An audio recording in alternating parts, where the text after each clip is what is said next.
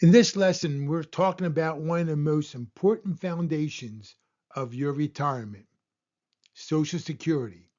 This benefit is based on your 35 highest earning years.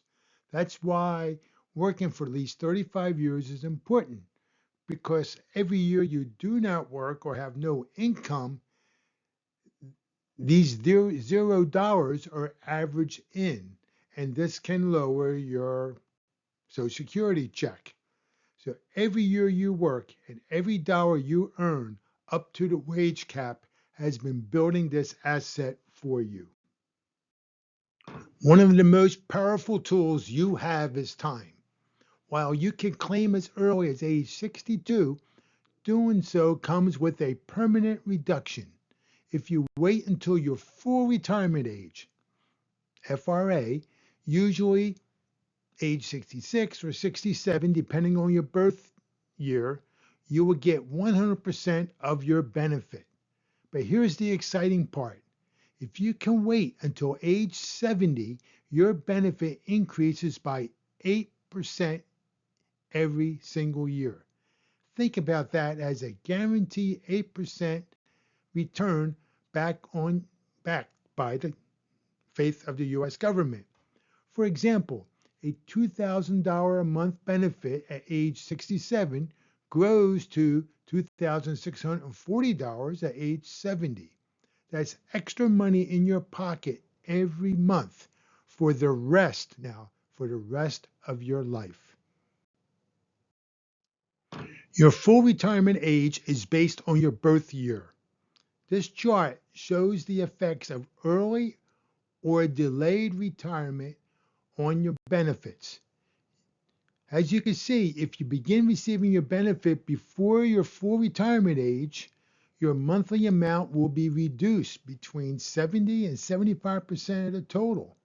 However, if you delay collecting your benefit until after your full retirement age, that's age up to 70 is the maximum, it will increase to 124 or even 132 depending on your birth year of your full amount. Let's look at the chart and see what we have. As you can see, your full retirement age increases. In these years, it was 66 years, and then every year past that, it goes up a little bit. And you can see at age, if you're born 1960 or later, your full retirement age will be 67. So if you start collecting at age 62, you will receive 70% of what you would have received if you waited until 67. Now, of course, you would be collecting 5 years, but what we're going to be learning about is it pays to wait because this is like an insurance. If you live long, you're going to always have this income because it's for life.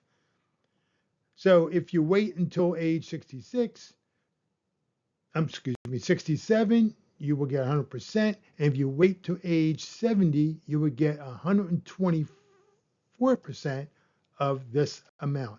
So look at the chart and try to decide what will work for you.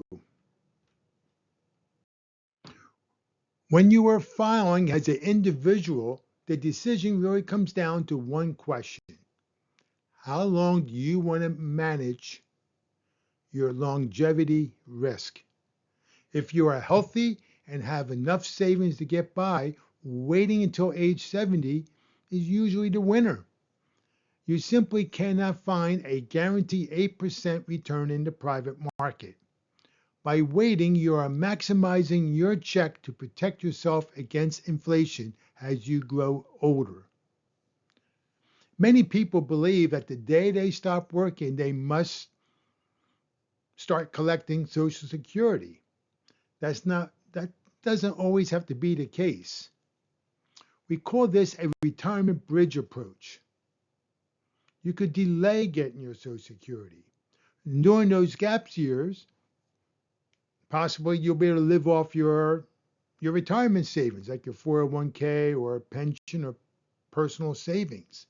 In this way, you could you could basically wait and buy at a higher government guaranteed check. So at least at your full retirement age or maybe even age 70.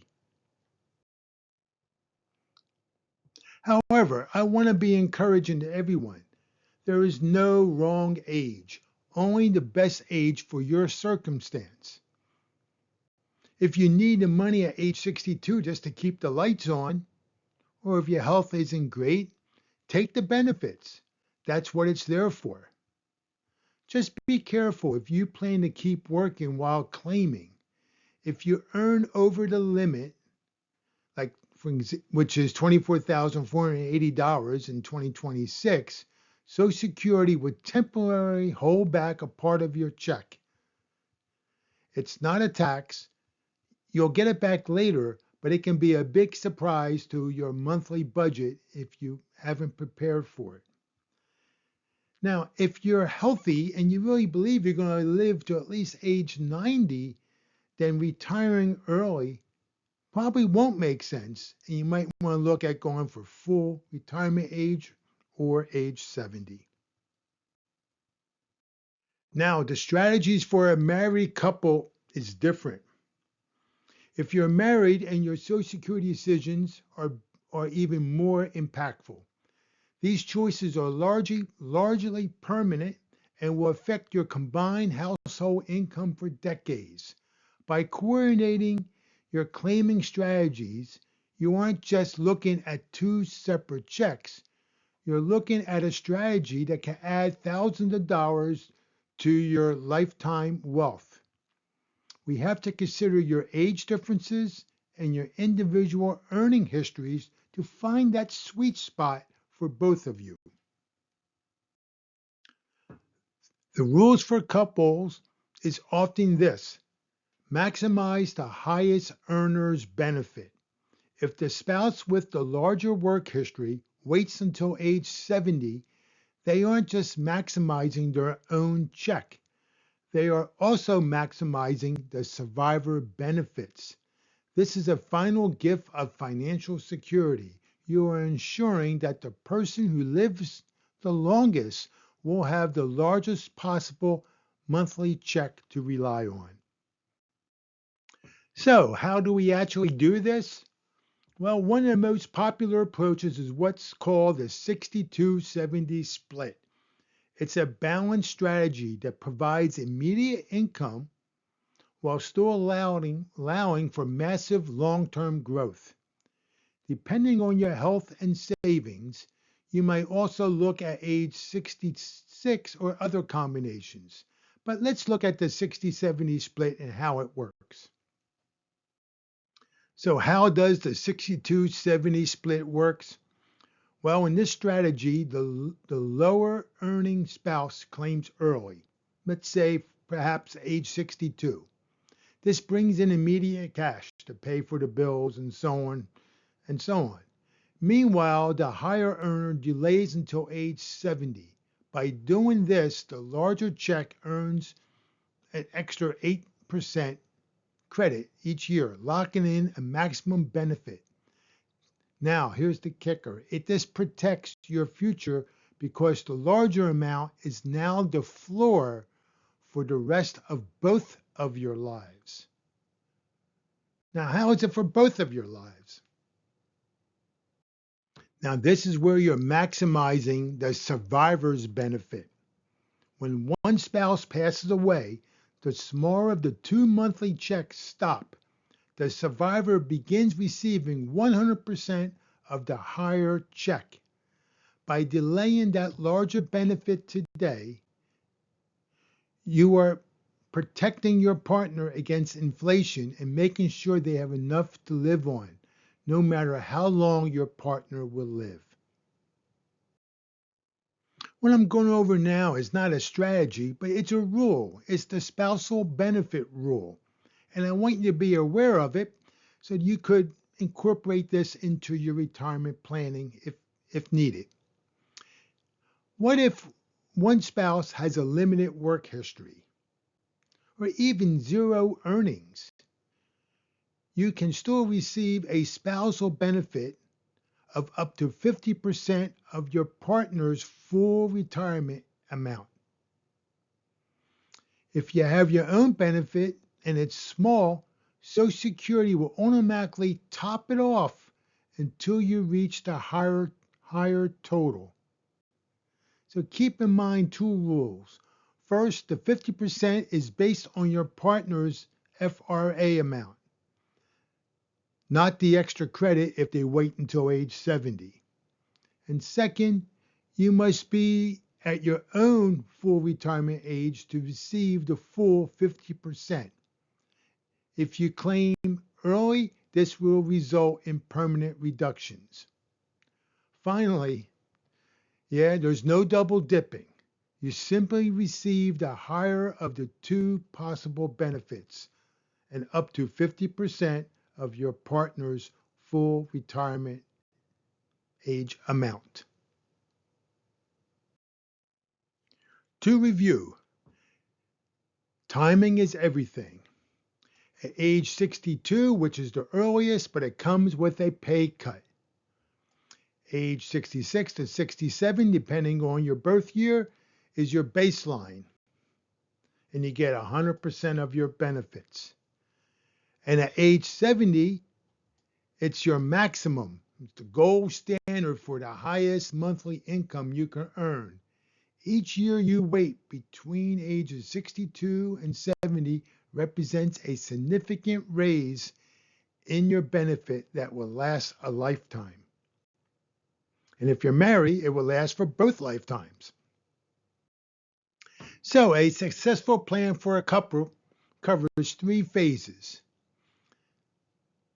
Intermediate income can be provided to enjoy your early retirement years. The growth phase, while your future benefits grow while one partner waits until age 70. And then, of course, putting this together, it provides long-term security for both you and your spouse. Now, of course, you can have the ultimate strategy, I guess, and that is the strategy for the absolute maximum household payment is when both partners decide to wait and claim their Social Security benefits at age 70.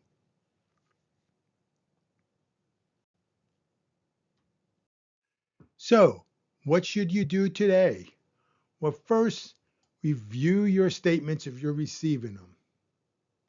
Second, go to SSA.gov, the Social Security website, to create an account and log in. Use the many Social Security online tools to help calculate your options. And finally, if your situation is really complex, don't be afraid to consult a professional. A visit or phone call to the Social Security office will help you go over your options. But remember, you will be the one making the final decision. Get the facts and look over all your options. For those of you who like to do it yourself, there's good software tools available online. If you're comfortable with a computer, these tools can run hundreds of different scenarios for you and your spouse to find the exact month and year that maximizes your total lifetime benefits. There is a small fee. Since a couple usually is more complex than an individual because of the survivor benefits factors and so on, you may need some software to help you find the sweet spot of retiring. But also an important thing is also to try to estimate, which is very difficult, the year that you will pass. If you know that, it makes it really simple to do these calculations. Of course, we don't know that, but if you can make estimates or ranges, you may be able to get a better feel of what your options might be. So your action plan, go to SSA.gov, create an account, review your earnings history. Use the modeling tools you see there for different ages to calculate your numbers. Please don't guess with your future. Get the facts, get online, and take charge of your retirement. Your future self will thank you.